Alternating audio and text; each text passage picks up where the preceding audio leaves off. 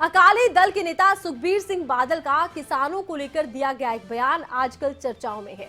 लिहाजा किसानों ने भी सुखबीर सिंह बादल के इस बयान को चुनावी जुमला बता दिया। क्या है सुखबीर सिंह बादल का ये बयान और किसानों ने इस बयान को चुनावी जुमला क्यों कहा, देखिए इस रिपोर्ट में।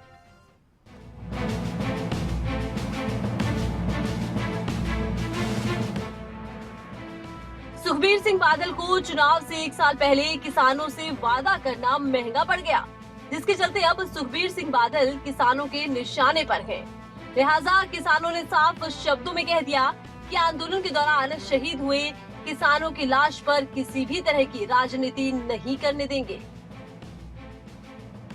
गलत है ਜਿਹੜਾ ਸੁਖਬੀਰ ਸਿੰਘ ਬਾਦਲ ਨੇ ਕੱਲ ਬਿਆਨ ਦਿੱਤਾ ਵੀ ਅਸੀਂ ਇੱਕ ਨੌਕਰੀ ਦੇਵਾਂਗੇ ਜਿਹੜਾ ਸ਼ਹੀਦ ਹੋਏ ਕਿਸਾਨ ਔਰ ਉਹਨਾਂ ਦੇ ਪਰਿਵਾਰ ਦਾ ਜਿਹੜੇ ਬੱਚਿਆਂ ਦਾ पढ़ाई का खर्चा जोड़ा असी चुकांगे। बिल्कुल चुनावी जुमला सुखबीर सिंह बादल जोड़ा बना रहा है। इस करके सुखबीर बादल नूं वो चेता भुल गया जदों बीजेपी गवर्नमेंट दे विच वजीरी दे उत्ते सी इन्हां दी मैसेज और उस टाइम ते जदों किसान कह रहे सी तुसी बीजेपी का अंग हिस्सा छड्ड के तुसी किसानां दा साथ दिओ, उस टाइम ते तां बीजेपी का साथ दिता। आर्डीनेंस लिआउण दे विच सारे परिवार ने गल कही भी ये बिल्कुल किसानां दे बिल्कुल फायदेमंद ने। बाद में जो किसानों का दबाव आया तो वजारत चो भी बैक कर गए और उन्हों का साथ भी छड़ दिता। इस करके चुनावी जुमले तो कोई घट नहीं गा। इस करके साडा 500 तो ज़्यादा किसान जिहड़ा इत्थे शहीद हो गया। साडियां जिहड़ियां लाशां दे उत्ते सुखबीर सिंह बादल सियासत ना करे। सुखबीर सिंह बादल ने ऐलान किया था अगर अगले साल होने वाले चुनाव के बाद उनकी पार्टी सत्ता में आएगी तो वो किसान आंदोलन के दौरान जान गंवाने वाले किसानों के परिवार वालों को सरकारी नौकरी देंगे। लेकिन सुखबीर सिंह बादल के इस ऐलान के बाद गुस्साए किसानों ने ये भी ऐलान किया कि 17 जुलाई को देश भर के विपक्षी सांसदों को चेतावनी पत्र देंगे और किसानों के समर्थन में या तो चुप्पी तोड़ने या फिर कुर्सी छोड़ने का आह्वान करेंगे।